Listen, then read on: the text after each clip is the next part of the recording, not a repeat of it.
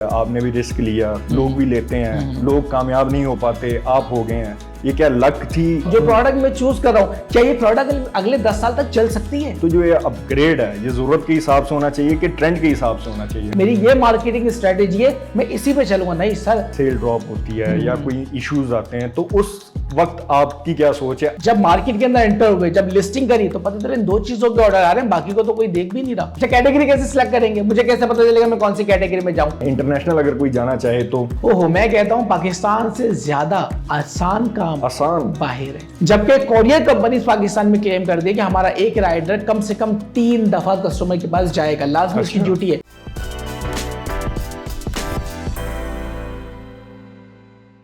अस्सलाम वालेकुम अली अहमद साहब, कैसे हैं आप? वालेकुम सलाम, अल्लाह का शुक्र, मैं खैरियत से। आप बताएं, आप कैसे हैं? मैं बेहतरीन। Welcome to Qasim Ali Shah foundation. जज़ाकल्लाह फॉर इनवाइटिंग मी।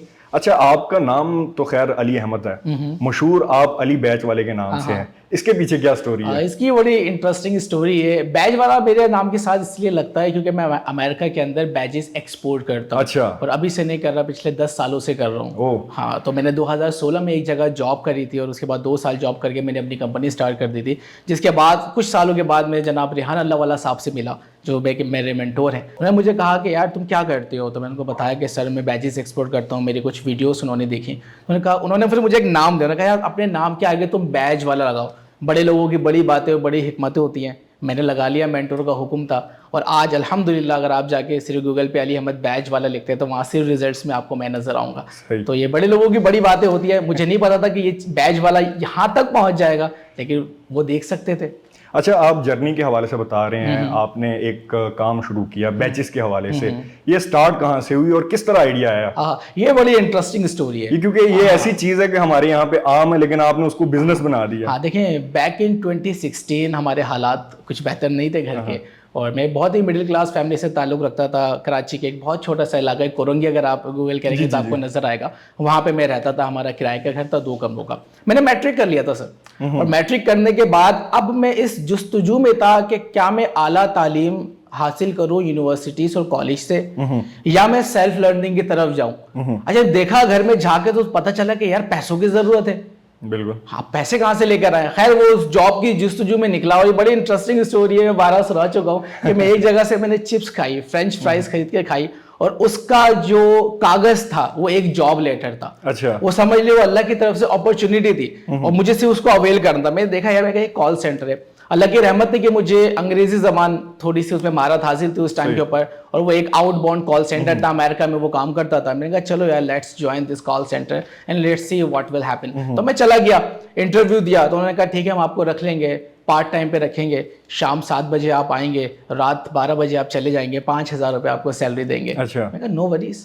मैंने ऑफिस देखा, तो ऑफिस देख कर ही खुश हो गए यार, एनवायरनमेंट। अच्छा। यार एसी लगा हुआ है, ऑफिस चेयर मिलेगी, एक लैपटॉप मिलेगा, मेरे लिए तो ये भी काफी था। अच्छा, मैं आपको बताऊं, द मोमेंट मैं ऑफिस में घुसा हूं और मैंने डिसाइड कर लिया अगर ये मुझे बिना सैलरी के भी रखेंगे तो मैं यहाँ पे काम करूंगा। अच्छा। हाँ, मैंने कहा मैंने कहा ये जिंदगी की मेरी पहली जॉब है, अगर मुझे यहाँ पे पैसे नहीं भी मिले तो मैं यहाँ पे काम करूंगा। मुझे पता है पैसे भले टेम्परेरी तौर पर मुझे ना मिलेंगे, मेरी ग्रोथ बहुत होगी यहाँ पर। मैं पहले ही समझ गया था। खैर, मैं गया, इंटरव्यू दिया, और अल्हम्दुलिल्लाह मेरी वहाँ पे जॉब हो गई। मैंने वहाँ पे जॉब करी 3 महीने, मैंने वहाँ पे जॉब करी। तो उन्होंने कहा कि हम आपकी टाइमिंग फुल टाइम कर रहे हैं, अब आप रात 8 बजे आएंगे और सुबह 4 बजे जाएंगे, और आपकी सैलरी होगी 16,000 रुपये। क्या बात। मैं कहा ठीक है सर, मेरे तो मोर देन डबल है, मैं खुश हूँ उसके लिए, आपने 2x कर दी मेरी सैलरी। मैं वहाँ पे काम करने लगा। अच्छा, मेरा काम था टेली सेल्स। अच्छा। मैं अमेरिका कॉल करता था और कस्टम बैजेस बेचता था। अच्छा। हाँ, तो मैंने वो बेचे और खूब बेचे अल्हम्दुलिल्लाह। अच्छा, उसके बाद एक दिन ऐसा हुआ लगा करना कि मेरी 4 बजे छुट्टी हो जाती थी, लेकिन मैं 5 बजे मशीन डिपार्टमेंट पहुंचा हुआ था, प्रोडक्शन चल रही थी, मेरे ऑर्डर आए हुए। तो मेरी एक आदत थी कि अगर मैंने कोई ऑर्डर ले लिया है गोरे से, तो अब मैं उसको पूरा फॉलोअप करता था। अच्छा। या ये डिजाइनर के पास से कब निकला, ये प्रोडक्शन डिपार्टमेंट कब पहुंचा, ये शिपिंग डिपार्टमेंट पहुंचा कि नहीं पहुंचा, ये क्लाइंट तक पहुंचा कि मुझे उससे फिर रिव्यू लेना है कि सर आप सेटिस्फाई हो कि नहीं हो हमसे। तो अब अचानक बॉस आ गए सुबह 5 बजे। उन्होंने कहा आप क्या कर रहे हो? मैंने कहा सर वो मशीन का धागा टूट गया, धागा डाल रहा हूँ। अच्छा। बोला ये तुम्हारा काम तो नहीं है। मैंने कहा सर वो ऑर्डर लगा हुआ है। तो मैंने कहा कि अगर मैं नहीं करूंगा तो फिर कौन करेगा? तो फिर मैंने क्रॉपिंग भी करी उसकी। तो उन्होंने कहा कि अच्छा भी काम करते हैं, क्योंकि आप टाइम भी दे रहे हो, तो मैं आपकी सैलरी कर रहा हूँ 35,000। तो बहुत काइंड बॉस थे, उन काम को सलाम था। वो कहते हैं जो बंदा टैलेंट की मुझे, कदर थी उनको। हाँ मतलब जो मुझे काम करके दे रहा है ना वो, इनफैक्ट मैं आपको बताऊं एक दफा ऐसा भी हुआ, मैं कहानी को यहीं से कंटिन्यू करूंगा कि मैं सो गया ऑफिस में? हाँ 3 बजे मैं हेड डाउन करके सो रहा हूँ, अचानक बॉस आ गए। हमारे बॉस की आदत थी कि अगर वो किसी को ऐसे पाले तो उसकी खैर नहीं है। अच्छा। खैर हाँ, तो मेरे बराबर मेरा एक दोस्त था, बॉस अंदर गए और उन्होंने कहा कि आज तो गए, आज तो मुझे लग रहा है कि दूसरी जॉब देखनी पड़ेगी। मेरी कंप्लेन भी करी किसी एक बंदे ने। ऑफिस के अंदर आपको पता है ऐसा एनवायरनमेंट होता है कि दो चाहने वाले, तो एक ऐसा भी होता है जो बोलते हैं कि यार इसको थोड़ा सा बाहर करें, तो उसने जाके मेरी कंप्लेन कर दी। तो अच्छा ऐसा है, बुलाओ। जब वो देखते हुए गए मुझे, मैं सो रहा हूँ, अच्छा। उसके बावजूद अच्छा बुलाओ उसे। बुलाया, अली सो रहे थे? जी सर सो रहा था। थके हुए थे? मैं कहा जी सर। टाइम कम कर दूं दोबारा? मैंने कहा नो सर। और दूसरे से पूछा आपकी मंथली सेल्स कितनी है? मैं नंबर्स नहीं बताऊंगा। मैंने कहा सर इतने $1000।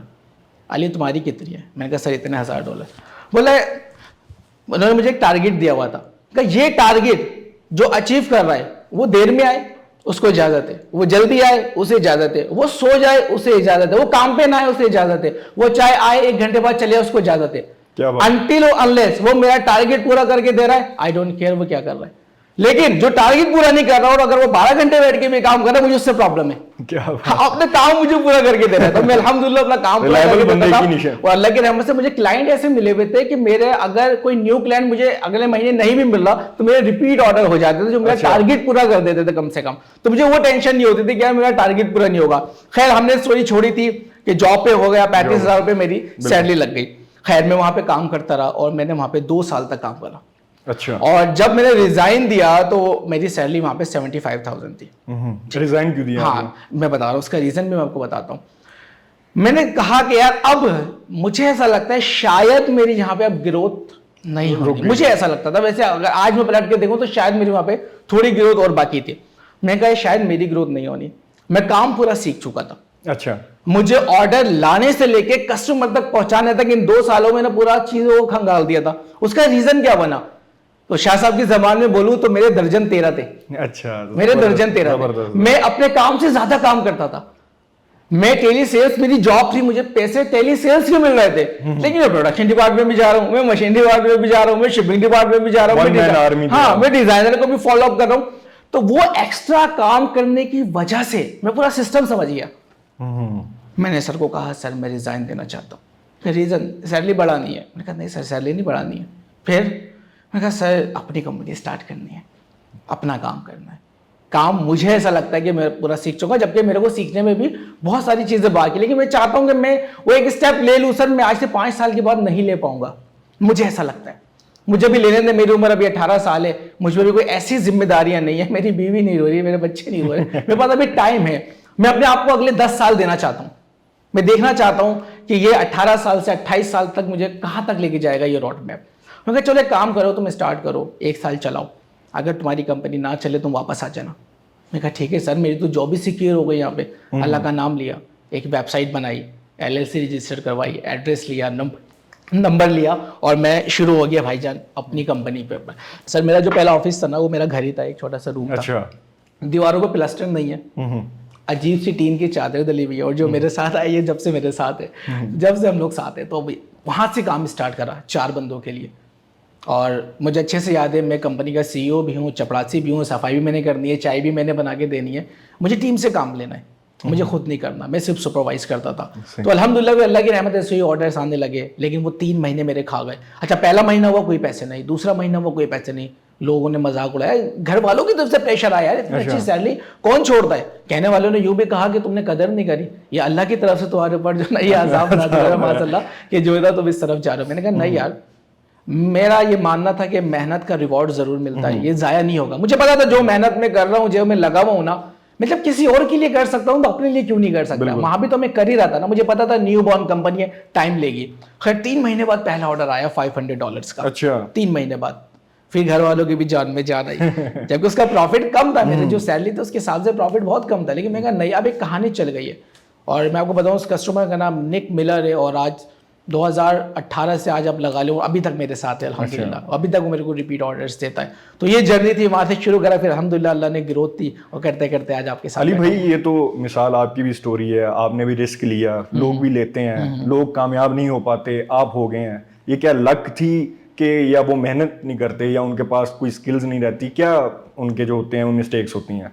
देखें, सवाल बहुत वैलिड है आपका। बहुत सारे लोग हैं जो मेहनत तो करते नहीं, कामयाब नहीं होते। मैं बताऊं, मुझे जो लगता है, जो हो सकता है कि और भी कुछ रीजन हो, वो शॉर्ट टर्म गोल्स के साथ आते हैं।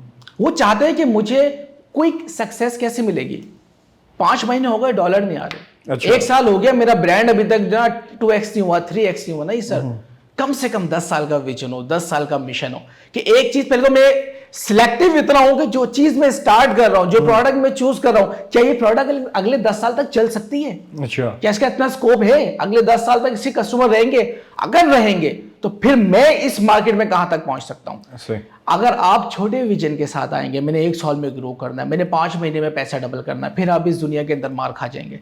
फिर आपके लिए नौकरी बेहतर है, क्योंकि वहां पे आपके 5 बजे के बाद कोई टेंशन नहीं है, कोई आपसे पूछेगा नहीं, आपके ऊपर कोई प्रेशर नहीं है। तो लोग कहते हैं कि 9 to 5 छोड़ के बिजनेस स्टार्ट करो तो जिंदगी आसान हो जाती है। मैं कहता हूं वो एक बहुत लंबा टाइम है जिसके बाद जिंदगी आसान होना शुरू होती है। बिल्कुल। आप जब बिजनेस करते हैं तो बिजनेस 9 to 5 नहीं होता, बिजनेस 24/7 होता है। बिल्कुल। आपको शादी जनाजे छोड़ने पड़ते हैं बड़ी माजरत के साथ जब आप कारोबार की दुनिया में आते हैं। और शुरू में जब आते हैं, जब आपको पता होता है कि मैं वन मैन आर्मी हूं, मेरे बगैर तो काम चल ही नहीं सकता। बिल्कुल। और दूसरी बड़ी चीज जो मुझे लगता है नाकाम होने की, लोग शॉर्ट टर्म में अपने बिजनेस को ऑटो पायलट पे लगाना चाहते हैं। अच्छा। वो चाहते हैं कि शुरू के 3 महीने के अंदर ही मेरे बगैर मेरा ऑफिस चले, अच्छा। सेल्स भी हो जाए, रिटर्न भी मैनेज हो जाए, ऑर्डर्स भी आ जाए और मैं आराम से घर पे बैठा हूं। ऐसा हो नहीं सकता, किराएदारी की तरह। हो नहीं सकता। देखिए, कामयाबी की एक प्राइस होती है, वो आपको हर हाल में पे करनी पड़ेगी, वो देनी है आपको। वो प्राइस कभी कभी पसीना भी होता है, वो प्राइस कभी कभी खून भी बन जाती है, वो प्राइस कभी कभी आपका वक्त होता है, कभी कभी ऑफिस ही आपका जागना और आपका सोना बन जाता है। तो आपको टाइम तो देना पड़ेगा, उसकी एक कॉस्ट है। तो आप शॉर्ट टर्म के साथ ना आए, नंबर 1, और नंबर 2, बहुत जल्दी उसको ऑटो पायलट पे लगाने की कोशिश ना करें। उसको टाइम दे, 5 साल दें, 7 साल दें, वो थोड़ा सा बड़ा तो होने दें। बिल्कुल। छोटा जब एक बच्चा इस दुनिया के अंदर आता है ना, तो उसको अकेला नहीं छोड़ते, कई सालों तक अकेला नहीं छोड़ते। जबकि अगर आप उसको बेड के बीच में भी लिटा दे, वो करवट ले नहीं सकता, आपको पता है वो गिरेगा नहीं। लेकिन जब भी आप दाएं और बाएं तकिया लगाते हैं, आप सेफ्टी करते हैं, आप उस पर निगरानी रखते हैं, नहीं छोड़ा जा सकता था छोटे बच्चे को अकेला। अली भाई, जैसे अभी आपने बताया कि 5-10 साल के विजन के साथ आपने भी उस चीज को देखा होता है। हमने बड़ी कंपनियां ऐसे बर्बाद होते देखी हैं जिन्होंने अपग्रेड नहीं किया खुद को। तो जो ये अपग्रेड है, ये जरूरत के हिसाब से होना चाहिए कि ट्रेंड के हिसाब से होना चाहिए? इंसान को जिद्दी नहीं होना चाहिए सर। अच्छा। एक बहुत बड़ा मोबाइल का ब्रांड है, मैं उसका नाम नहीं लूंगा, लेकिन हथौड़ा बोलूंगा तो आप समझ जाएंगे। उसको बोलते थे हथौड़ा, बोलते थे, मजबूत बहुत था। क्लेम ये किया जाता था कि अगर 3 मंजिला से ही फेंक दो तो ये मोबाइल टूटेगा नहीं, और ऐसा था। किसी के सर पे मार दो सर फटेगा, मोबाइल नहीं टूटेगा, ऐसा था। लेकिन जब टेक्नोलॉजी का जमाना आया, एंड्रॉइड फोन का जमाना आया, तो उन्होंने क्या करा, वो जिद्दी बन गए। उन्होंने अपने आप को अपग्रेड नहीं करा। रिजल्ट, दूसरी चाइनीज कंपनी आई, पूरी कंपनी बर्बाद। आज कौन पूछता है उस कंपनी को सर? आज कौन देख रहा है उस ब्रांड को? कोई नहीं देख रहा। उसके बाद जो ब्रांड आए वो दुनिया में तरक्की कर गए, क्योंकि उन्होंने अपने आप को अपडेट करा। मुसलसल सीखना बहुत जरूरी है। अपने आप को जिद्दी ना बने, अपने ब्रांड में जिद पकड़ के ना बैठे कि मैंने ये पैटर्न पकड़ा हुआ, मैं इसी पे चलूंगा, मेरी ये प्रोडक्ट है, मैं इसी पे चलूंगा, मेरी ये मार्केटिंग स्ट्रेटेजी है, मैं इसी पे चलूंगा। नहीं सर, आप पुराना काम जरूर करें, मैं आपको पुराना काम करने से मना नहीं कर रहा, लेकिन पुराने काम को नए तरीके से करें। सही। पुराने काम को पुराने तरीके से करेंगे तो फेल हो जाएंगे। अच्छा अली भाई, आप एक प्रोडक्ट अगर बेच रहे होते हैं, या मैं किसी आम बंदे के लिए भी कहूँ, वो ई कॉमर्स पे काम कर रहे होते हैं, तो जब उनके प्रोडक्ट की सेल ड्रॉप होती है या कोई इश्यूज आते हैं, तो उस वक्त आपकी क्या सोच है, आप क्या करते हैं उस टाइम? सर, प्रोडक्ट सिलेक्शन बहुत जरूरी है। मेरी अब पूरी बुनियाद एक प्रोडक्ट सिलेक्शन पे ही तो टिकी हुई है। अगर मैंने यही डिसीजन गलत ले लिया और आगे जाके मैं जितना पैसा अपने ब्रांड पे लगा लूं, मेरा पैसा जाया होता रहेगा। मैं जितनी चाहूं परफॉर्मेंस मार्केटिंग कर लूं, मैं जितने चाहूं लोगों, होता क्या, एक नया बंदा जब ई कॉमर्स की दुनिया में आता है ना, मैंने 10 साल ई कॉमर्स करा, मैं समझता हूं कि मैंने जितने प्रॉब्लम फेस करे ना, मैं आपके साथ शेयर करूंगा। आप बोलोगे यार तुम इतने बेवकूफ इंसान हो। करें हमारे प्लेटफॉर्म में लर्निंग ही है। लेकिन मैं जब लोगों से साथ बैठा, अली भाई ये तो हमारा प्रॉब्लम भी है, अली भाई ये तो हमारा प्रॉब्लम भी है। मैंने कहा अच्छा, ये एक पैटर्न बना हुआ है, पाकिस्तान में जो ई कॉमर्स करेगा उसको इस ट्रैक पे से गुजरना पड़ेगा। और यही वजह मुझे यहां तक खींच कर लाई है कि मैंने कहा यार इसकी अवेयरनेस बहुत जरूरी है। तो नंबर 1, राइट प्रोडक्ट बहुत जरूरी है। हम ये समझते हैं कि जो प्रोडक्ट मुझे अच्छा लगा वो बिकेगा, और मैंने भी यही करा। मैंने जब ई कॉमर्स स्टार्ट करा, जब साथ साथ मैं एक्सपोर्ट भी करा था, मैंने कहा चलो यार दराज पे भी आते हैं, लोकल ई कॉमर्स भी करते हैं। मेरी सबसे बड़ी भूल थी सर। मैंने आज जाके रिसर्च करी है तो मुझे पता चला कि दुनिया में जितने भी लोग अमीर हुए ना सर, जो जीरो से शुरू करें, और अगर शाह साहब के जमाने में बोलो तो जिन्होंने माइनस से शुरू करा था, जिन्होंने कुएं के अंदर से शुरू करा था, सर वो कभी भी मल्टीपल सोर्स ऑफ इनकम से अमीर नहीं हुए। उन पे रिसर्च तो पता चला कि उन्होंने एक चीज पे काम करा, लग के करा, कई सालों तक करा, और जब उनके पास एक इनफ अमाउंट आया फिर उन्होंने अपने पैसों को डाइवर्सिफाई करा, अपने पैसे को काम पे लगाया। तो मैंने ये गलती करी सबसे पहले, चलो भाई अमेरिका में भी काम शुरू हो गया, पाकिस्तान में भी काम शुरू करूंगा, मैंने अपैरल इंडस्ट्री भी ली, मैं हेल्थ एंड ब्यूटी में भी जाऊंगा, मैं ज्वेलरी के अंदर भी जाऊंगा। सबसे बड़ी गलती थी मेरी, सबसे बड़ी गलती, बहुत नुकसान उठाया। क्या करा, जोड़िया बाजार चला गया, बोल्टन मार्केट गया, कराची में बहुत बड़ी होलसेल मार्केट है, खिलौने अच्छे लगे, अच्छा हाँ ये बिकेगा, ये बिकेगा, ये बिकेगा। अब जब डाली तो पता चला बिकने वाली तो 2 थी, और कैसे पता लगा, लगा? लॉस हो गया। जब मार्केट के अंदर एंटर हुए, जब लिस्टिंग करी तो पता चला इन 2 चीजों के ऑर्डर आ रहे हैं, बाकी को तो कोई देख भी नहीं रहा। अब मैं क्या करूं? तो मुझे पता चला कि प्रोडक्ट को सिलेक्ट करने का भी एक क्राइटेरिया होता है, इसके भी टूल्स होते हैं। आप जाओगे पहले देखोगे मार्केट में सबसे ज्यादा कौन सा प्रोडक्ट बिक रहा है। अब लेट से मैंने, अब एक बंदा आज की तारीख में ई कॉमर्स की दुनिया में एंटर हो रहा है, वो क्या करेगा? वो अपनी प्रोडक्ट सिलेक्शन कैसे करे? पाकिस्तान में सबसे बड़ा और सबसे आसान तरीका ई कॉमर्स स्टार्ट करने का दराज है। दराज आपकी इब्तिदाई इंतहा नहीं है। मैं कहता हूं किसी को अगर सिर्फ शुरू करना है तो वो दराज से शुरू कर सकता है। आपने सबसे पहले जाना है दराज के ऊपर, और आपने अपनी कैटेगरी सिलेक्ट करनी है। अच्छा, कैटेगरी कैसे सिलेक्ट करेंगे? मुझे कैसे पता चलेगा मैं कौन सी कैटेगरी में जाऊं? बिल्कुल, मैंने इसका सिंपल फॉर्मूला लगाया है कि आपकी इस टाइम जो नॉलेज है प्रोडक्ट से लेके, आप देखिए कि आप किस कैटेगरी के अंदर फॉल करते हैं, यानी कि किस कैटेगरी का प्रोडक्ट होलसेल रेट पे आप सबसे आसानी से ढूंढ सकते हैं अपने शहर के अंदर। आप उस कैटेगरी में जाएंगे, उस कैटेगरी के अंदर आप फिल्टर लगाएंगे। दराज के ऊपर एक फिल्टर का ऑप्शन होता है। फिल्टर क्या होगा? सबसे पहले 4 स्टार प्लस रिव्यूज उस प्रोडक्ट के होने चाहिए और सर्टेन कैटेगरी के अंदर। फिर आप एक और फिल्टर लगाएंगे कि वो जो कैटेगरी है उसकी सेलिंग प्राइस 1000 से लेकर 2000 के दरमियान होनी चाहिए, उसके रिव्यूज 90 प्लस होने चाहिए, उसकी रेटिंग 4 स्टार से ज्यादा। ये सारे फिल्टर लगाओगे ना तो आपके पास कुछ प्रोडक्ट्स निकल कर आ जाएंगे। फिर आपने उसकी मंथली सेल्स देखनी है। अच्छा, इस कैटेगरी में ये प्रोडक्ट है, इसके 2000 पीस बिकते हैं, इसके 4000 पीस बिकते हैं, और ये भाई इतने का बेच रहा है। उसके बाद एक प्रॉफिट कैलकुलेटर आता है दराज पे। हम सबसे बड़ी गलती ये करते हैं, 200 की प्रोडक्ट 400 की बेच के समझते हैं हमें फायदा होगा। सर नुकसान होगा। क्यों? आपने कहा अली भाई कैसा नुकसान होगा, हमने 1x कर दिया पैसा, ये तो 100% मार्जिन है मेरा, 200 रुपए की चीज लाके 400 की बेच दी।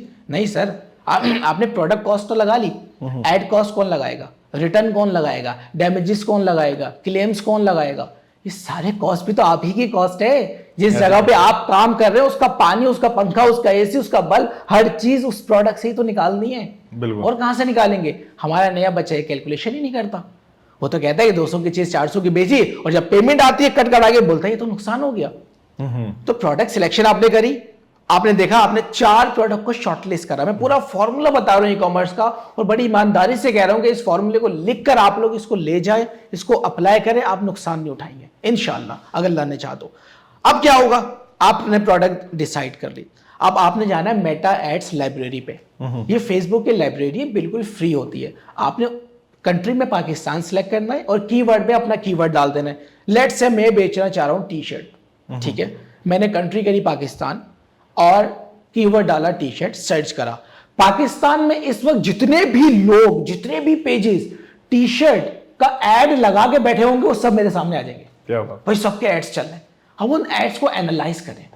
कोई पैक ऑफ 4 बेच रहा होगा, कोई पैक ऑफ 3 बेच रहा होगा, कोई पैक ऑफ 8 बेच रहा होगा, कोई प्रिंटेड बेच रहा होगा, कोई हुडेड बेच रहा होगा। आप देखें यार मार्केट किसकी बढ़िया। उसके बाद आप देखें कौन सा एड है जो पिछले 1 महीने से कंटिन्यूसली चल रहा है। अगर कोई चीज 1 महीने से कंटिन्यूसली चल रही है, मैं मेटा को पैसे दिए जा रहा हूं, तो दैट्स मीन्स कि वो प्रोडक्ट काम कर रहा है, उसकी सेल्स आ रही है। हम क्या करते हैं, हम देखें यार हमने एक प्रोडक्ट डाले, अली भाई पहले से 10 बंदे बेच रहे हैं, मैं बेचूंगा, मेरी क्यों नहीं बिकेगी? मैं तो नहीं बिकेगी, पहले से 10 बंदे बैठे हैं। हाँ, मैं कहता हूं ऐसा नहीं है। मैं कहता हूं जब उस 10 की बिक रही ना तो तुम्हारी भी बिकेगी। क्या बात? हाँ, उसमें रिस्क ज्यादा है, कोई ना बेच रहा, उसकी ट्राई हम जरूर करेंगे, उसको छोड़ना नहीं है। वो भी एक बहुत ह्यूज प्रॉफिट मार्जिन आपको दे सकते हैं। लेकिन अपने आप को ई कॉमर्स से यूज टू करने के लिए, या रेहान अल्लाह वाले साहब के जमाने में बोलूं तो ई कॉमर्स से दोस्ती करने के लिए आप कोई ऐसा प्रोडक्ट बेचें जो ऑलरेडी बिक रहा हो, ताकि आप देखें, आपने टी शर्ट ली ना, बिक रही थी, आपने बेची, आपकी भी बिकने लग गई। आप जब उसके 100 ऑर्डर कर लेंगे ना, आपको पता चल जाएगा आपके रिटर्न कितने आते हैं, आपका डैमेजेस कितना होता है, क्या डबल पैसे बेचने में प्रॉफिट है या नहीं है। मेरा ये मानना है कि अगर आप प्रोडक्ट को 4x नहीं बेच रहे तो आप प्रॉफिटेबल नहीं हो सकते। अच्छा, हाँ, नहीं हो सकते, बहुत मुश्किल है। डबल पे आप पाकिस्तान में प्रॉफिटेबल नहीं होते। यहाँ पे बहुत सारे मसाइल है, मैं आगे जाके आपसे डिस्कस करूंगा। हमें बताइए ना हाँ, क्या। तो राइट प्रोडक्ट सबसे पहले तो सर आपने जाना है गूगल कीवर्ड क्लाउड पे। वो लोग इतना लंबा स्ट्रक्चर, ये आपके पैसे बचाने के लिए बता रहा बिल्कुल, ये हूँ। बड़ा एक अगर अच्छा जल्दबाजी में experience आके ये वो चीजें जो 10 सालों में मैंने सीखी हैं, और शायद कोई हाँ, बताने वाला 10 सालों में। और मैं बता दूं, ये आपको बताने वाले बहुत होंगे मार्केट में, सिर्फ वो बंदा बताएगा जिसने एक्चुअली ये चीज फेस की होगी। मैंने कोई किताब नहीं देखी अभी तक जिसने लिखा हो ये सारे प्रॉब्लम, जो ग्राउंडेड एक्सपीरियंस से ऊपर आया। ये प्रॉब्लम राइट नाउ मार्केट में है। जो लोग ई कॉमर्स कर रहे हो जब वो कमेंट में बताएंगे कि नहीं यार ये है प्रॉब्लम। अब आपने क्या करना है, गूगल कीवर्ड क्लाउड में जाएं और देखें कि जो प्रोडक्ट आप बेचना चाह रहे हैं उसकी गूगल सर्चेस हैं कि नहीं है। लोग उस प्रोडक्ट को मांग भी रहे हैं या मुझे लग रहा है कि ये प्रोडक्ट बिकेगा। वंस आपकी रिसर्च डन हो गई, देखिए ई कॉमर्स अहमद रऊफ ईसा साहब है, उनकी बात को मैं फॉलो करता हूं। लोग समझते हैं कि सिर्फ वेबसाइट बनाना ई कॉमर्स है, वो कहते हैं नहीं, राइट प्रोडक्ट चूज करना ई कॉमर्स है। राइट प्रोडक्ट को राइट प्राइस पे खरीद के लाना ई कॉमर्स है, उसको राइट कस्टमर तक पहुंचाना ई कॉमर्स है, उसको डिलीवर करना ई कॉमर्स है, उस कस्टमर को वापस घुमा के रिपीट ऑर्डर करवाना, सर ये ई कॉमर्स है। ई कॉमर्स ये नाम नहीं है परफॉर्मेंस मार्केट करके मेरा ऑर्डर जनरेट कर ले जी मैं बड़ा आया ई कॉमर्स स्पेशलिस्ट। नहीं सर, ऐसे काम नहीं होगा। आपने काम देखभाल के करना पड़ेगा, आपका पैसा लगा हुआ है, आपकी लर्निंग है इसके अंदर। सर दुनिया की $7 ट्रिलियन की मार्केट है जिसके बारे में आप और मैं बैठ के बात कर रहे हैं। बिल्कुल। पाकिस्तान में इसका शेयर $6 बिलियन है, वो $6 बिलियन डॉलर है। तो आप समझिए हम 0.1% है दुनिया का भी। अच्छा, ई कॉमर्स का बहुत स्कोप है इस वक्त पाकिस्तान के अंदर, तो हम अभी बहुत पीछे खड़े में। क्यों खड़े हैं उसकी मैं आपको भी रीजन शेयर करता हूं। अच्छा, राइट प्रोडक्ट चूज हो गई, अब क्या करना ली भाई, क्या 1000 पीस खरीद के लिए आए, रिसर्च तो पूरी करिए, बिकेगा? कभी भी नहीं, कभी भी नहीं करना। आप उस प्रोडक्ट को चाहे 5 पीस खरीद के लिए। अच्छा, अरे भाई 5 पीस क्यों, बहुत महंगे मिलेंगे, ये तो रिटेल प्राइस पे मिलेंगे। मैं भी तो यही चाहता हूं कि आप रिटेल प्राइस पे लेकर आए, और मैं चाहता हूं कि आप उसमें 150 का नुकसान कर दें। अच्छा, हाँ, आप एक टी शर्ट के मैन्युफैक्चरर के पास जाएंगे, आप बोलेंगे मुझे इसकी 1000 टी शर्ट्स चाहिए, कितने की बनेंगी? वो बोलेगा 200 रुपए की बनेगी। ठीक है, आप कहेंगे मुझे इसके 10 सैंपल चाहिए, अब वो बोलेगा आपको 500 रुपए का सैंपल पड़ेगा एक, आप ले। अच्छा, प्रोडक्ट टेस्टिंग हो रही है, आप आए, आप उसने मेटा के एड्स सामने लगाए, अब आप देख रहे हैं इस चीज के ऑर्डर आ रहे, एक टी शर्ट गई, 2 गई, फिर 5 खरीद ले, फिर 5। अभी आपका प्रॉफिट नहीं बन रहा, अभी आपसे सीख रहे हैं कि प्रोडक्ट बिक रहा है कि नहीं बिक रहा। आपने महीना गुजारा, महीने में आपने 50 टी शर्ट बेच दी, उस 50 में से 5 रिटर्न आ गए। वैसे होता नहीं है सर, ज्यादा आते हैं, 5 रिटर्न आ गए, 45 आपकी पड़ी हुई है, 5 आपके डैमेजेस क्लेम हो गए, 40 आपने बेच दी। क्या इस 40 बेचने में मैं प्रॉफिटेबल हूं? उस रेट पे अगर मेरे पास 1000 पीस पड़े होते, कैलकुलेशन 1000 पीस की होगी, लेकर मैं 10 पीस आऊंगा, ताकि अगर प्रोडक्ट फेल होता तो मेरा लॉस कम से कम हो। वंस प्रोडक्ट चल गया, मैंने कहा महीने के 50 पीस बिकते, अब जाके 50 पीस लेकर आऊंगा, ठीक हो गया। अब जब ये 3 महीने तक लगातार अगर मेरी ग्रोथ हो रही है तो मैं अपने यूनिट्स बढ़ाता रहूंगा, और जब मैं 3 महीने के बाद बैठ के एनालाइज करूंगा कि अगर मेरे पास 1000 पीस होते तो मेरा ये प्रॉफिट होता, अब आप जाके बल्क में बाय करोगे उस प्रोडक्ट को।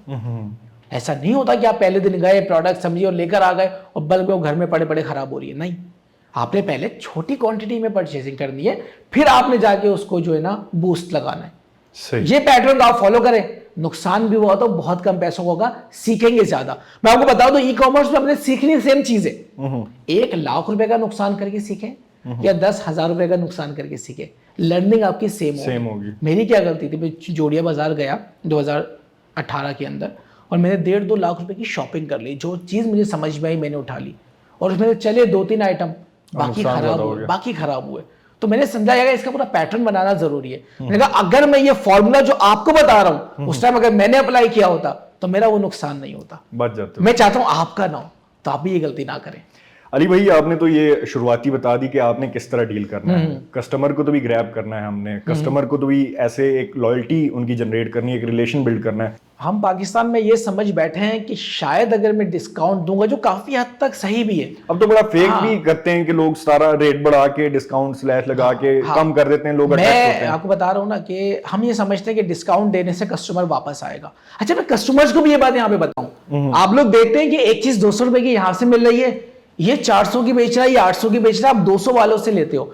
सर एक प्रोडक्ट जब पाकिस्तान में आता है वो उसकी एक क्वालिटी नहीं आती, उसका ए भी आता है, बी भी आता है, सी भी होता है, दिखने में सब हम शक्ल होते हैं, सब एक ही माँ के बेटे होते हैं, लेकिन उसकी क्वालिटी अलग अलग है। आपके तो ये 800 का बेच रहा है, ये 200 का बेच रहा है, चीज तो एक ही है। मैं आपको बताऊं, मैंने मिनी जूसर मशीन बहुत बेची है। मिनी जूसर मशीन, ये गर्मियों का सीजन है, दराज पे आज भी जाके आप सेल देखें, हाँ तो लोग करोड़ों रुपए की सेल करते हैं मिनी जूसर मशीन के ऊपर। अच्छा हाँ। अच्छा, मिनी जूसर मशीन 900 रुपए की भी बिकती है, 1500 रुपए की भी बिकती है, 2000 रुपए की बिकती है, दिखने में सेम है। और वाकई में ये चीज होती है कि रेट बड़े वेरी कर रहे होते हैं डिफरेंट साइड्स पे।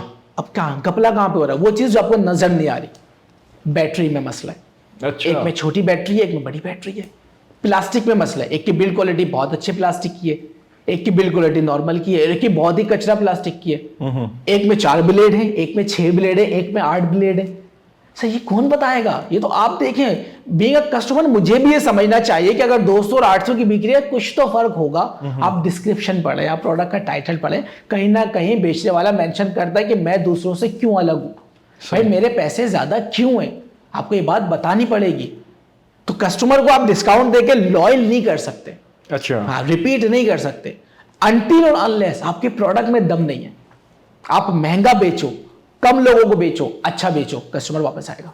और अट्रैक्ट करने की क्या एक टैक्टिक्स अगर हो या टिप्स हो? एक मार्केटिंग तो आपने बता दी है, दूसरा अगर आप कहते हैं कि मेरी यहाँ पे ज्यादा ऑडियंस आए तो उस बारे में क्या? देखिए, मैं हमेशा ये बात कहता हूँ कि हम एड्स चलाते हैं कहाँ पर? फेसबुक के ऊपर, इंस्टाग्राम के ऊपर, फेसबुक और इंस्टाग्राम के ऊपर, टिकटॉक भी आजकल टिकटॉक के ऊपर कोई भी खरीदने नहीं आता, ये बात याद रखिएगा। आप फेसबुक पे जाते हो, वीडियो स्क्रॉल, आप आज तक इस हॉल में जितने लोग बैठे हुए, क्या कोई भी फेसबुक पे कुछ खरीदने की नियत से आज तक गया है? नहीं गया। तो अब क्या होता है कि आपने कोई ऐसा ऐड बनाना है कि जिसको बंदा देखे और फौरन उसका दिल करे लेने के लिए, फौरन, कि वो इंस्टेंट डिसीजन ले सके कि हाँ यार ये प्रोडक्ट मेरे को चाहिए। आपका जो ऐड कॉपी है वो बहुत अच्छी होनी चाहिए। वो ऐसी ऐड कॉपी होनी चाहिए, ऐसा ना लगे कि यार चैट जीपीटी से लिखवा के मैंने सीधा सीधा थोप दिया है। उसके अंदर मेंशन होना चाहिए कि मैं दूसरों से क्यों अलग हूं। उसके अंदर आपको ये बताना पड़ेगा कि अच्छा, कलर व्हील का किसी को नहीं पता कॉन्सेप्ट, हमने ग्राफिक डिजाइनिंग तो पढ़ी नहीं है, तो हम जो हमें आड़ा टेढ़ा ऐड मिलता है तो हम वो लगा देते हैं। आप कलर व्हील के कॉन्सेप्ट को पढ़ें, जितने भी ई कॉमर्स वाले बच्चे, वो जहां यूट्यूब पर, मैं नहीं कहता किसी का कोर्स खरीदें या किसी को पैसे दें, हर चीज यूट्यूब पे फ्री मौजूद है यार।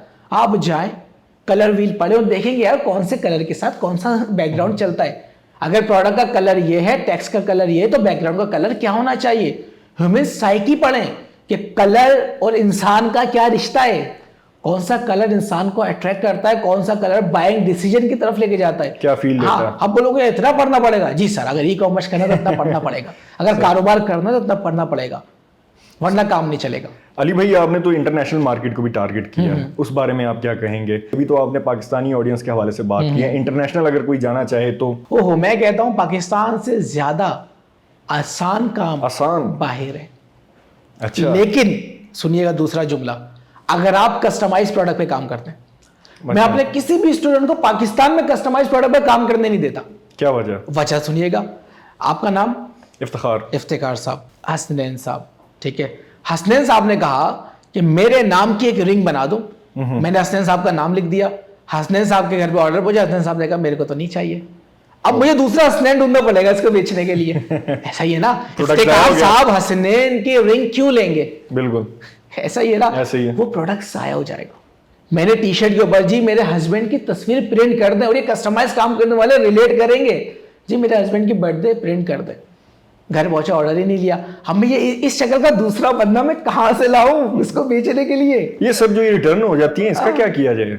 ये जो रिटर्न पाकिस्तान में रिटर्न रेशियो बहुत हाई है, लोग दरवाजों पे इनकार कर देते हैं। अच्छा, इसके लिए ना मैं एक ब्रांड ऑनर को ब्लेम करता हूं, ना मैं लॉजिस्टिक को ब्लेम करता हूं, ना मैं डिलीवरी बॉय को ब्लेम करता हूं, सिंगली मैं तीनों को ब्लेम करता हूं। हम तीनों की गलती है। कैसे? बीइंग अ सेलर, अगर मैं कोई चीज बेच रहा हूं तो उसको कंफर्म करना मेरा काम है। हमारा बच्चा एक्साइटेड हो जाता है, आज एड लगाया अली भाई, ऑर्डर गिरा वेबसाइट के ऊपर, इतने इतने पैसों का है, मैंने पार्सल पैक करा, पोर्टल में जाके डिलीवरी बॉय को दे दिया। सर उसको रिटर्न कॉल करके पूछेगा कौन? मैं अपनी ब्रांड में 2 कॉल्स करवाता हूं ऑर्डर डिलीवर होने के बाद। क्या हुआ भाई, अस्सलाम वालेकुम, फला फला ब्रांड से बात कर रहा हूं, आपने इस प्रोडक्ट का ऑर्डर दिया है, आपका एड्रेस यही आ रहा है, क्या मैं कंफर्म कर दूं? जी सर कंफर्म कर दें। ऑर्डर निकलने से पहले एक दफा फिर कॉल होगी, और वो कॉल राइडर नहीं करेगा, मेरा बंदा करेगा राइडर बन के। अच्छा, अस्सलाम वालेकुम सर, फला फला ब्रांड से बात कर रहा हूँ, आपका फला फला ब्रांड से ऐसा ऐसा ऑर्डर है, इसका अमाउंट ये बन रहा है, आपका एड्रेस ये आ रहा है, क्या मैं आपका ऑर्डर आपके पास लेकर आ जाऊँ? इंशाल्लाह कल मैं आपके पास आ रहा हूँ। अच्छा, जी सर आ जाएं। सर आप किस टाइम घर पर होंगे? मुझे टाइम स्लॉट बता दें, 3 से 5 में आऊँ, 12 से 1 में आऊँ, कब आऊँ मैं? आप घर पे कब हैं? जी सर ये टाइम है, अब आ जाओ। अली भाई इतना करना पड़ेगा? अगेन यस, ई कॉमर्स करना है तो करना पड़ेगा। एक बंदा बिठा, आप अपनी कैलकुलेशन कर लें, अगर आप महीने के 1000 पार्सल डिलीवर करते हैं ना, तो आप जो कॉल करने वाला बंदा है इसकी सैलरी का हिसाब लगाए और अपने रिटर्न का हिसाब लगाए, तो आपका रिटर्न आपको ज्यादा कॉस्ट कर रहा है, ऐसे ही है। आपका यहाँ पे ज्यादा नुकसान हो रहा है। अच्छा, जो कॉल करने वाला बंदा है आपके एक्स्ट्रा कुछ और काम भी कर देगा, जो आपको नुकसान नहीं देगा, ये आपको इन द एंड प्रॉफिट ही देगा। अच्छा, आपने कंफर्मेशन कर ली, उसके बाद पार्सल जाएगा आपके कोरियर वाले के पास। कोरियर वाले ने बटन लगाया हुआ, वो ऑटोमेटिक मैसेज चला जाएगा, आपका पार्सल आ रहा है, इतने इतने पैसों का आपने पार्सल देना है। उसके बाद राइडर जाएगा। अच्छा, राइडर डंडी मारते हैं। मैं पाकिस्तान की बहुत बड़ी लॉजिस्टिक कंपनी के साथ बैठा हुआ था, मैंने आइडिया शेयर करा, उन्होंने इंप्लीमेंट कर दिया, फर्क पड़ा है। आइडिया भी आपको बताऊंगा। राइडर क्या करता है? राइडर एक दफा जाता है, दूसरी दफा जाता ही नहीं है। जबकि कोरियर कंपनी पाकिस्तान में क्लेम कर दी कि हमारा एक राइडर कम से कम 3 दफा कस्टमर के पास जाएगा, लाजमी उसकी ड्यूटी है। इफ्तिखार साहब ने आज मना करा है, मैं कल फिर जाऊंगा इफ्तिखार साहब से टाइम लेने, परसों फिर जाऊंगा। 3 दफा जब तक मेरे को ना नहीं मिलेगी उस गेट से, मैं वापस नहीं आ सकता। ये कोरियर कंपनी का रूल्स है, लेकिन राइडर ना लेनी है उनसे। हाँ, और ये रूल राइडर फॉलो नहीं करता। अच्छा, राइडर बोलता है कि यार मैं गया था, वो कॉल नहीं उठा रहे, मैं गया था, वो बंदा जो है ना मेरे को बोल दे रहा, बोल रहे यार आज अब वो घर पे नहीं है, खुले पैसे नहीं है, कल आना। तो यहां पे राइडर डंडी मारता है। आप क्या करें कोरियर कंपनी? सर आप राइडर का डिलीवर्ड आइटम पे कमीशन लगाओ। अच्छा, सर आप जितने आइटम डिलीवर करोगे, डिलीवर ऑर्डर पे आपको ये अमाउंट में दूंगा। फिर तो 20 रुपए पर्सनल हो होंगे, गया 50 रुपए होंगे, 70 रुपए होंगे, एक अमाउंट उसका सेट कर दें। मैं कहता हूँ सर कैसे डिलीवर नहीं करेगा वो? बिल्कुल, वो जाएगा, अब पर्सनल इंटरेस्ट आ गया, वो चौथी दफा जाएगा, बोलेगा सर यहाँ नहीं है, अच्छा मैं गली के कोने पे दुकान पे दे जाता हूँ यार, इसको दे देता है शाम में आए तो। एक तो ये मेथड है। दूसरा मेथड क्या है? जितने भी ई कॉमर्स ब्रांड है वो अपने आप को सिक्योर करने के लिए डिलीवरी के पैसे एडवांस ले लें। सर आपका 3000 पार्सल वैल्यू है ना, आप बोले सर आप 200 रुपए एडवांस देते हैं सिर्फ डिलीवरी के, अगर आपने ऑर्डर रिसीव नहीं करा हम आपको ये रिटर्न नहीं करेंगे, ये आपकी डिलीवरी कॉस्ट है। सर आप मार्केट में तो जाते हैं ना, आपने गाड़ी का पेट्रोल जलाया, मार्केट गए, उस मार्केट को आपको एक चीज पसंद नहीं आई, तो क्या आप उस मार्केट से अपने गाड़ी के पेट्रोल के पैसे मांगोगे? कभी नहीं। ये आपका डिसीजन था, आप गए, आप आए, आपको पसंद नहीं आई, बात खत्म हो गई। इसी तरीके से अगर मैंने आपसे 200 रुपए लिए, वो मैंने आपसे पेट्रोल के पैसे लिए, सर राइडर के पैसे लिए, वो राइडर आपके पास आया, आपने नहीं लिया, आपकी गलती थी, वो पैसे माइनस। ये बात हमें समझनी पड़ेगी। हमें पाकिस्तान में लोग समझ रहे हैं कि डिलीवरी पेमेंट नाम की कोई चीज होती नहीं है। होती है भाई, पैसे देने पड़ते हैं। आप सोच भी नहीं सकते, वल्लाही मैं आपको बड़ी ईमानदारी से बात बता रहा हूँ, दुखा हुआ इंसान हूं, कि जब आप कोई पार्सल रिटर्न करते हैं ना, उसका एक ब्रांड को बहुत नुकसान होता है। ना किया करें, या तो ऑर्डर ना करें, और अगर ऑर्डर कर दिया है तो उसको ईमानदारी से, जिम्मेदारी से रिसीव करें, तंग ना करें। और दूसरी मेरा मशवरा है ब्रांड ओनर्स को, खुदारा जो चीज दिखा रहे हो वही बेचो। सही। अभी इंटरनेशनल मार्केट को मैं इससे कनेक्ट करने वाला हूँ, जो चीज दिखा रहे हो वो बेचो, आपको खुदा का वास्ता है। आप दिखाते तीतर हो, पहुंचाते बटेरो, बोलते दोनों एक जैसे तो दिखते हैं, बिल्कुल नहीं करो यार।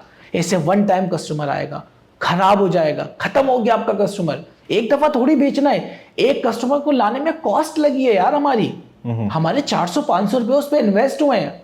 हमारी कंपनी के अंदर एक फाइल बनी हुई है, हम देखते हैं कि यार हमारा 100 कस्टमर है तो रिटर्न कितना आया इसमें से, हम अपने कस्टमर को ब्रेक इवन पे पहला ऑर्डर दे देते हैं, क्योंकि हमें ये पता है यार अल्हम्दुलिल्लाह कि यार प्रोडक्ट में जान है, ये वापस खरीदेगा तो मुझे प्रॉफिट होगा। हम उस नेक्स्ट टाइम पे छोड़ दें, ये गिलास मैंने बेचा, मुझे कॉस्ट 200 का किया हुआ है, और मुझे पता है सारे खर्चे निकालने के बाद 400 रुपये मेरी कॉस्ट आनी है, 400 से ऊपर बेचूंगा तो मुझे प्रॉफिट है, लेकिन मैं कस्टमर को 400 का दे रहा हूँ। उसका रीज़न क्या है? मुझे पता है ये वापसी मेरे से कुछ ना कुछ खरीदेगा, और उसके ऊपर मेरी ऐड कॉस्ट माइनस हो जाएगी। अभी जो ऐड कॉस्ट मेरी लगी है वन टाइम लगी, अगर यही वापस खरीदे तो मेरी ऐड कॉस्ट तो नहीं लगी ना, वो ऐड कॉस्ट मेरा प्रॉफिट है। अली भाई, इंटरनेशनल मार्केट के हवाले से हमें अब समझिएगा, वो लोग जो दिखाते कुछ है, बेचते कुछ है, उनका तो काम ही नहीं है इंटरनेशनल मार्केट के अंदर, वो तो दूर हो जाए बिल्कुल।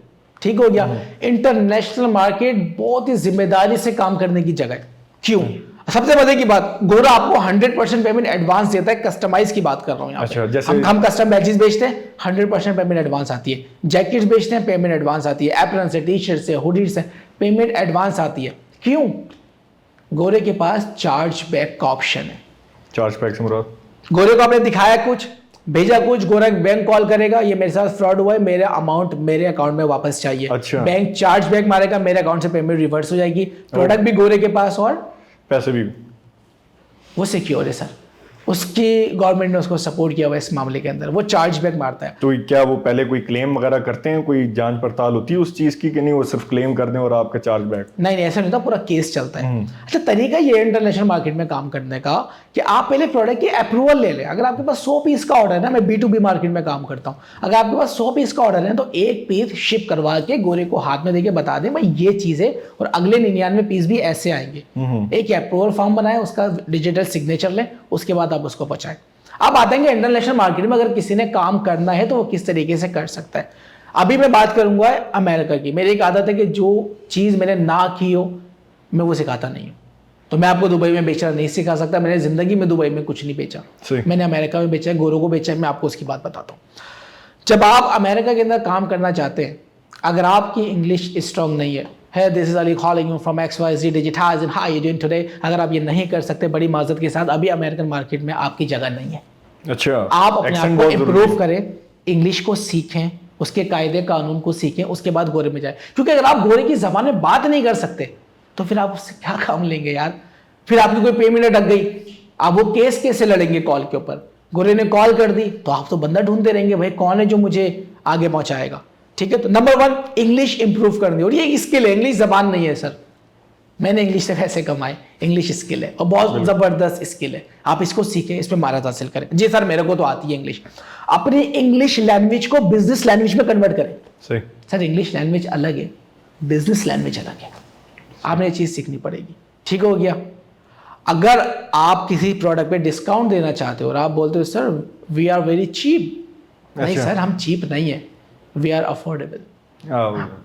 वर्ड का बड़ा वर्डिंग का बड़ा फर्क, बहुत फर्क है। तो आपने अपनी इंग्लिश लैंग्वेज को बिजनेस लैंग्वेज में कन्वर्ट करना पड़ेगा। नंबर 2, इसके बाद अली भाई क्या करें, थोड़ा लंबा प्रोसेस है लेकिन अमेरिका में जा रहे हो काम करने, डॉलर में कमा रहा तो करना पड़ेगा। उसके बाद क्या करें, उसके बाद आप देखें कि आपने बेचना क्या है।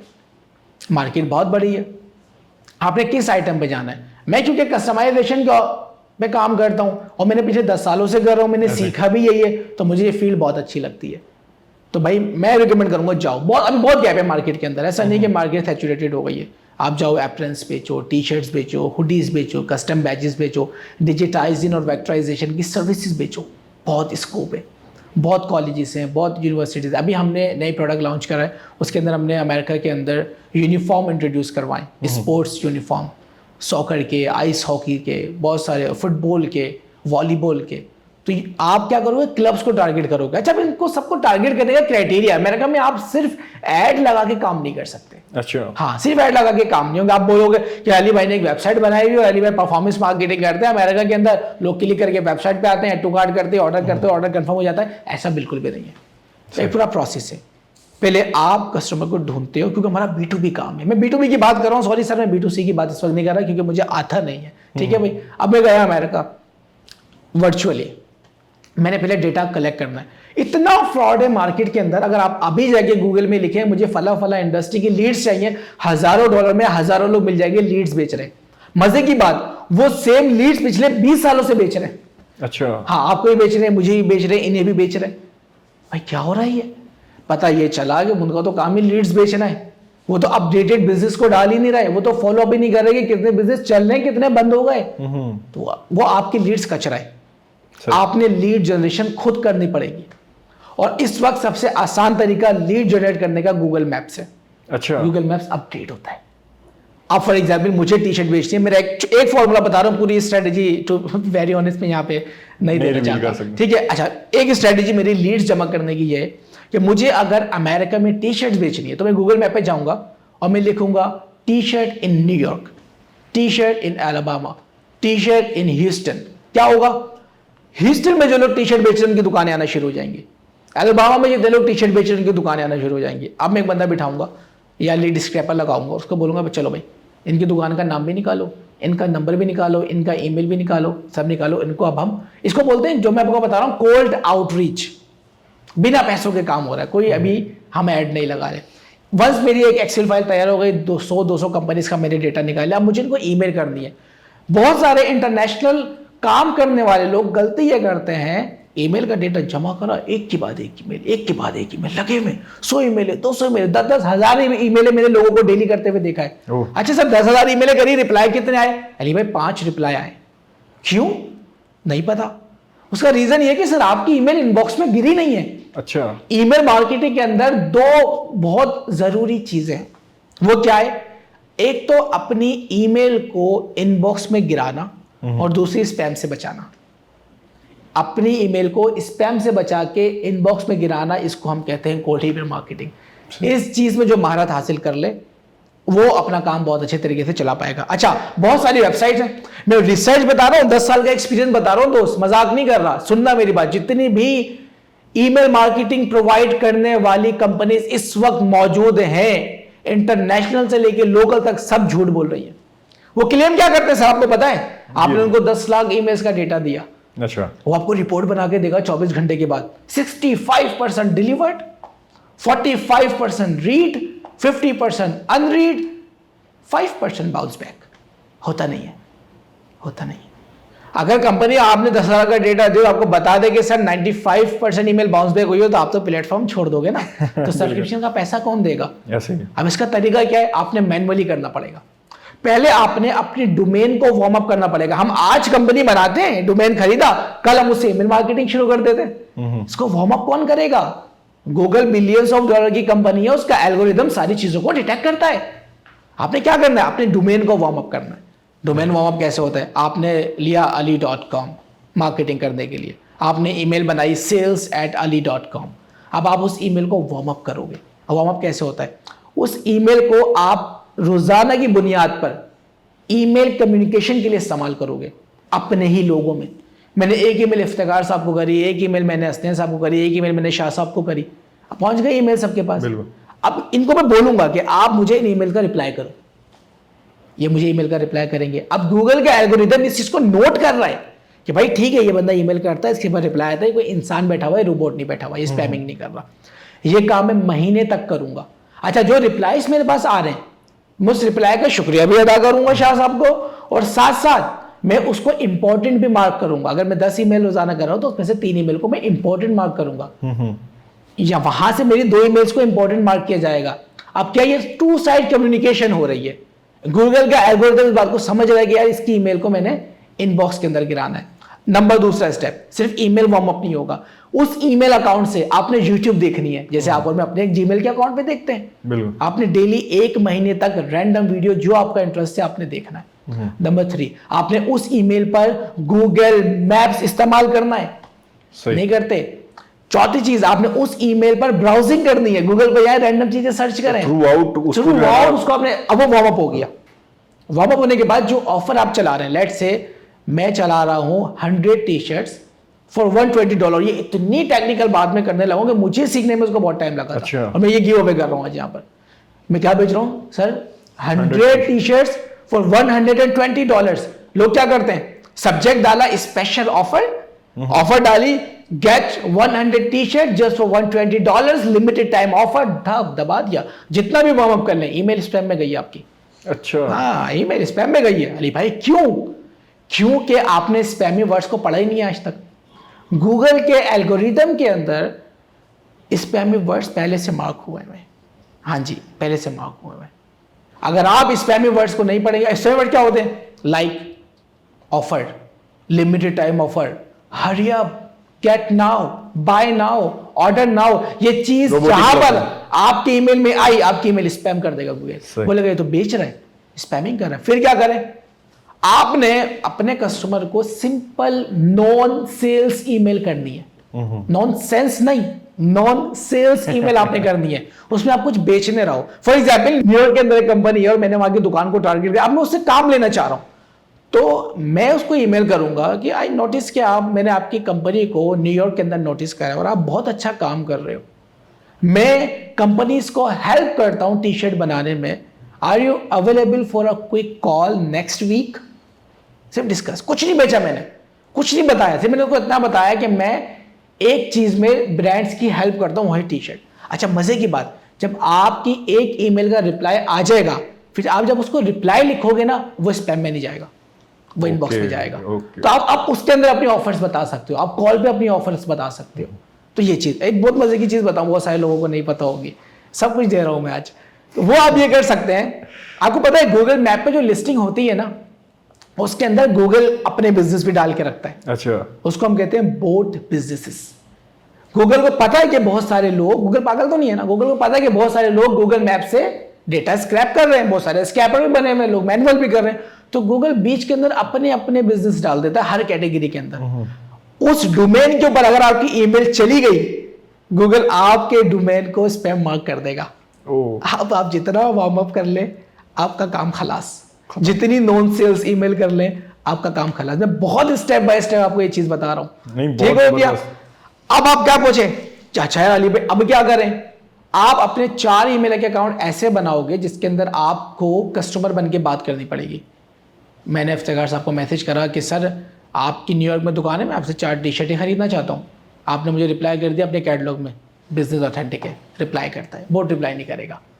आपको पता चल जाएगा कि एक इंसान रिप्लाई कर रहा है कि रोबोट रिप्लाई कर रहा है। आप उस डेटा को क्लीन करोगे, फिर आप उस डेटा को सेल्स के लिए इस्तेमाल करोगे। सही। और ये वार्म अप वाला मेथड को फॉलो करोगे। अगर आप 4 महीने काम कर लो किसी भी प्रोडक्ट पे, अगर अमेरिका से क्लाइंट ना आए तो मैं जिम्मेदार हूं। 10 सालों से ये स्ट्रेटेजी लगा रहा हूं, 10 सालों से काम करिए, आगे का नहीं पता।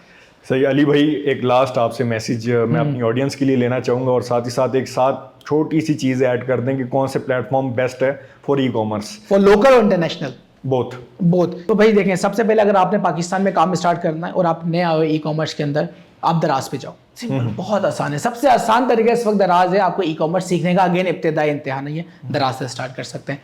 इंटरनेशनल मार्केट में जाना है, एक अपना वो कॉमर्स या शॉपिफाई पे स्टोर बना के चढ़ जाओ। भाई अमेजोन की तरफ मत जाना, मैंने हाथ जोड़ लिया, अभी फिलहाल मत जाना, अभी आपकी उम्र नहीं हुई अमेजोन पे जाने की। अब आप बोलोगे मैं तो 50 साल को मैं अमेजोन पे क्यों ना जाऊँ? सर अभी आपका जो माइंड है ना ई कॉमर्स की नॉलेज का, वो अभी इस स्टेज पे नहीं बोला कि आप अमेजोन पे जाओ, नुकसान करके आओगे। 99% लोग अमेजोन से नुकसान करके वापस आते हैं। आप अपनी वेबसाइट बना के, अपनी कंपनी बना के वहाँ पे कुछ काम करने के तरीके को सीखो। जो मैंने आपको चीज़ें बताई हैं उसको इंप्लीमेंट करो, इंशाल्लाह रिजल्ट आएगा। और जो मैंने आपको तरीका बताया है वो सिर्फ फिजिकल प्रोडक्ट पे अप्लाई नहीं होता। अगर आप सर्विसेज बेस्ड प्रोडक्ट भी बेच रहे हैं तो वो भी इसी मॉडल पे बिकेगा। अगर आप वेबसाइट की सर्विसेज बेच रहे हैं वो भी इसी मॉडल पे बिकेगी। अगर आप कोई और डिजिटल प्रोडक्ट बेच रहे हैं वो भी इसी मॉडल पे बिकेगा। मॉडल सेम है। अपनी इंडस्ट्री का डेटा निकाल के चीजें अप्लाई करें। सब कुछ नहीं बताया, सिर्फ आप समझ लें इंटरनेशनल मार्केट में काम करने का 2% मैं आपको देके जा रहा हूँ। ये 2% अप्लाई करने में आपको 6 महीने लग जाएंगे इंशाल्लाह। करें इंशाल्लाह। मैसेज ये है कि जितने भी मेरे दोस्त मेरे भाई आ रहे हैं ई कॉमर्स की दुनिया के अंदर, सर मायूस नहीं होना। पहले दिन नहीं होगा, एक दिन में नहीं होगा, एक दिन जरूर हो जाएगा। भाई इतना याद रखिएगा। और याद रखिएगा कि जिंदगी में अपने साथ उन लोगों को जरूर जोड़े जो आपके टैलेंट को पहचान सके। इफ्तिखार साहब, तितली कितनी खूबसूरत होती है, बिल्कुल है ना। मैंने तितली के बारे में पढ़ा तो मुझे पता चला कि तितली अपने पर नहीं देख सकती। इतनी खूबसूरत पर है यार, वो अपने ही पर वो नहीं दे सकती। दूसरे लोग ऐसे ही सर कुछ लोग होते हैं जो अपनी खूबियां खुद नहीं देख पाते। उनको एक मेंटोर चाहिए होता है, बताने वाला चाहिए होता है कि यार तुम ये कर सकते हो, पॉइंट आउट करने वाला। हाँ, अब आपको लगा होगा मैं बहुत अच्छा बोलता हूं, लेकिन मुझे नहीं आता बोलना। मुझे मेरे मेंटोर मिले तो उन्होंने बताया कि नहीं यार तुम बोलते हो। मुझे रियाना लवाला साहब पहली बार मिले तो उन्होंने कहा कि तुम्हें 100 वाट का करंट नहीं है। मैं मायूस हो गया, बोलो तुम्हें 400 वाट का करंट है। हाँ, तुम बोलते तो चुप ही नहीं होते। क्या करूं सर मैं तो बोलता ठीक है जाओ पॉडकास्ट में जाओ, बेचो, लोगों को सिखाओ ना। मैं 5 साल कारोबार की दुनिया में 5 साल रहा, मैंने किसी को कुछ नहीं सिखाया। एक कमरे में बंद अपना काम करता रहा। एक मेंटोर से मिला रियाना लवाला साहब से, उन्होंने कहा क्या कर रहे हो, कौन को कौन सिखाएगा, कौन बताएगा? मैं कहा ठीक है सर बता देता हूँ, आज आपके साथ बैठा हूँ। तो सर मायूस नहीं होना, जरूर होगा। शाह साहब की जबान में बोलूँ तो रिजल्ट आपके कभी मेहनत कभी भी जाया नहीं जाएगी सर, कभी भी उसका रिजल्ट कहीं ना कहीं हमें मिलेगा। अच्छा हमें लगता है नहीं मिला, आप काम करो काम करो काम करो काम करो, नो रिजल्ट, लेकिन आप इंप्रूव हो। काम काम काम आप इंप्रूव, काम काम काम काम काम आप इंप्रूव, काम करा बूम सेल्स आ गई। टाइम लगेगा। 10 साल से कम का अगर विजन है छोड़ दो ई कॉमर्स। डिमोटिवेट होते हो तो हो जाओ। 10 साल से कम का विजन है छोड़ दो ई कॉमर्स। 1 साल के लिए करके क्या करोगे? मायूस होने आए हो जिंदगी के अंदर। और एक बात याद रखना दोस्त, ट्राई करो। अगर आप मेरी उम्र के हो या मेरे से छोटे हो, भी मैट्रिक कर लिया है ना, तो एक बात याद रखना, हम इस दुनिया में रह नहीं रहे, हम इस दुनिया से गुजर रहे हैं। इस दुनिया की हर चीज को ट्राई करते हुए गुजर जाओ। बिल्कुल। देखें आज आप जो हो ना, अगले 10 साल के बाद नहीं हो गया। मैं कहूँ इफ्तिखार साहब खड़े होकर बैठ जाए, आप 1 सेकंड में खड़े होकर बैठ जाएंगे। इफ्तिखार साहब हाथ ऊपर करें नीचे करें, 1 सेकंड में हो जाएगा। सर 10 साल बाद ऐसा नहीं होगा, 20 साल बाद ऐसा नहीं होगा। इसी तरह 20 साल के बाद रिस्क लेते हुए आप घबराओगे। अगर मैं उस टाइम पे जॉब छोड़ के रिस्क नहीं लेता, आज तक मैं उस कंपनी में होता, तो आज मैं उस पोजीशन पे नहीं होता कि मैं रिस्क लूं, सब कुछ छोड़ दूं और जाऊं एक बिजनेस मॉडल की तरफ। मुझे पता नहीं है कि पैसा कब आना शुरू होगा, मेरा सारा पैसा डूब सकता है, तो वो डर मुझे मार देगा। सर राइट टाइम या तो आज से 10 साल पहले था या तो आज है। शुरू कर दें, स्टार्ट कर दें, मोटिवेट रहे, इंशाल्लाह अल्लाह करीम आपको जरूर कामयाब करेगा। और लास्ट चीज, अगर आपकी इजाजत हो तो, बहुत टाइम ले लिया मैंने आपका, अगर आपकी इजाजत है सर, अपने कारोबार में अल्लाह को जरूर शामिल करें। क्या बात है। अगर आपके कारोबार में अल्लाह नहीं है तो फिर मैंने जितनी स्ट्रेटेजीज बताई है वो सब बेकार है। मैंने जितनी, आप जितना चाहे कोल्ड ईमेलिंग कर लें, जितना चाहे वार्म अप कर लें, जितना चाहे प्रोडक्ट रिसर्च कर लें, अगर अल्लाह साथ नहीं है फिर कुछ नहीं होगा। इसके लिए अपने प्रॉफिट का 1% तय कर लें। सर 10% ये अल्लाह का है, बहुत खूबसूरत, 5% या जो भी आपको सूटेबल अमाउंट रखे, अल्लाह करे 30% कर लें, 50% कर लें, अल्लाह को पार्टनर लाजमी बनाना, उसके बगैर काम चल नहीं सकता। बिल्कुल। Thank you so much Ali Ahmed साहब, आप यहाँ पे तशरीफ़ लाए और इतने मुफीद मशवरे हमारी ऑडियंस को दिए। और मैं भी यही ऐड करता चलूँ कि अपने आप को अपग्रेड रखें, अपडेट रखें, और इसी के साथ साथ जो भी आप मेहनत कर रहे हैं उससे मायूस ना हो। अगर आपको रिजल्ट आज नहीं, कल नहीं, एक दिन जैसे अली भाई ने कहा वो ज़रूर मिलेंगे। और जिन चीज़ों के हवाले से अली भाई ने बताया कि एहतियात करें या इम्प्लीमेंट करें, उस चीज़ों पर ज़रूर गौर व फिक्र कीजिएगा। इसी के साथ इंशाल्लाह मिलते हैं नेक्स्ट इंटरव्यू में, तब तक के लिए अल्लाह हाफिज़।